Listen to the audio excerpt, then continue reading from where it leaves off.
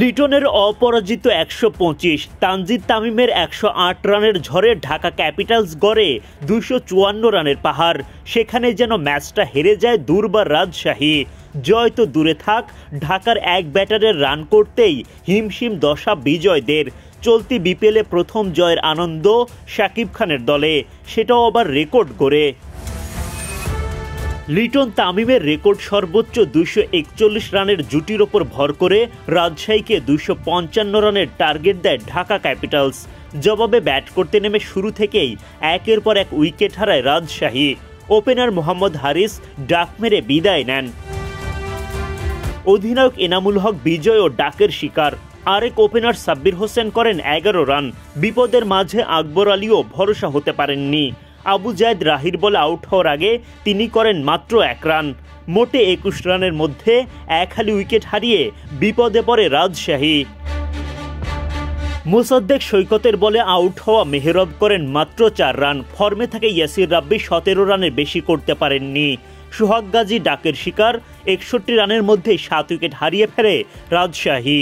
এরপর আর তাদের কিছুই করার ছিল না। বিশাল ব্যবধানে ম্যাচটা জিতে নেয় ঢাকা। রবিবার বিপিএলে দিনের দ্বিতীয় ম্যাচে মাঠে নামে দুর্বার রাজশাহী ও ঢাকা ক্যাপিটালস। টস জিতে আগে বোলিংয়ের সিদ্ধান্ত নেন রাজশাহী অধিনায়ক এনামুল হক বিজয়।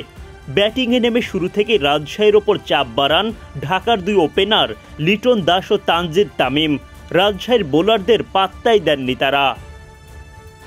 সানজামুলের করা ইনিংসের পঞ্চম ওভারে মারকুটে ভূমিকা নেন তামিম। টানা ৪ বলে হাঁকান ২টা করে ছক্কা ও ৪। ওই ওভারে ঢাকা পায় ২১ রান। অপর প্রান্ত থেকে লিটনও হাঁকান একের পর এক বাউন্ডারি। পাওয়ার প্লের ৬ ওভার শেষে ঢাকা পায় ৫৯ রান।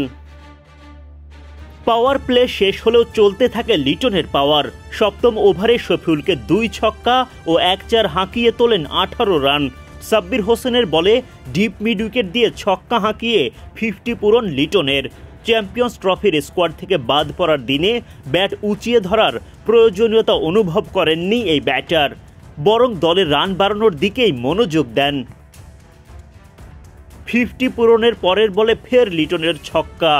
ওদিকে তানজিদ তামিমও ছক্কায় গ্যালারি মাতিয়ে ৫০ পূরণ করেন। ব্যাট উঁচিয়ে দেন ভক্তদের অভিবাদনের জবাব। ইনিংসের ১২তম ওভারে মেহরবকে পরপর ২ বার সীমানার ওপারে পাঠিয়ে সেঞ্চুরির দিকে এগিয়ে যান লিটন। শেষ পর্যন্ত দুর্দান্ত ব্যাটিংয়ে বাউন্ডারির সাহায্যে সেঞ্চুরিও তুলে নেন এই ওপেনার। পার্টনার তানজিদ তামিম বুকে জড়িয়ে নেন লিটনকে।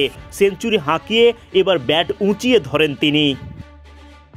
অপর প্রান্ত থেকে তামিমও তাণ্ডব চালাতে শুরু করেন। তাদের জুটি পেরিয়ে যায় ডাবল সেঞ্চুরির ঘর। রেকর্ডের সরাসরি তাদের জুটিতে। প্রথমে ওপেনিং জুটি, এরপর বিপিএল ইতিহাসে যে কোনো উইকেটেই সর্বোচ্চ রানের রেকর্ড গড়েন তারা। লিটনের পর সেঞ্চুরি তুলে নেন তামিমও। মাঠে তখন খুশির জোয়ার। এমন রেকর্ড গড়া ওপেনিং জুটির ওপর ভর করে রানের পাহাড় গড়ে ঢাকা। ব্যাটিং ইনিংসেই তারা এক প্রকার পরাস্ত করে ফেলেন রাজশাহীকে।